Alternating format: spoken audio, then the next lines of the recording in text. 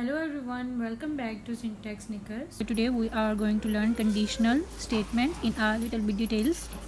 So conditional statements, as we have discussed, include if else, and nested if else.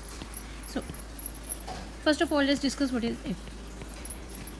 In the if statement, in small brackets, we add the conditions that will control the flow of our program.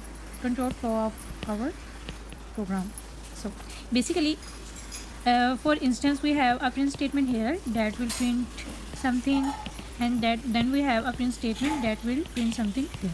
If the condition is true, then this statement will execute, and if the statement is false, then this statement will execute. Here we will take a simplest example. If the age is greater than 18, then print adult. Otherwise, print minor.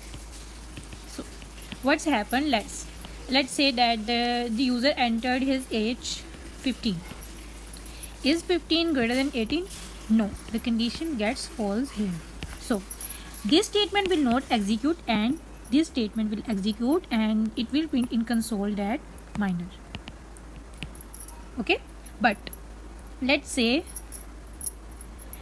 the user entered 18 instead of 15, or we can say 18 or 20. Actually, this is the right condition. So for instance, the user entered 21 or 20. This condition becomes true. If the user's age is greater than 18, then it will print adult. So this is how our flow of the program continues.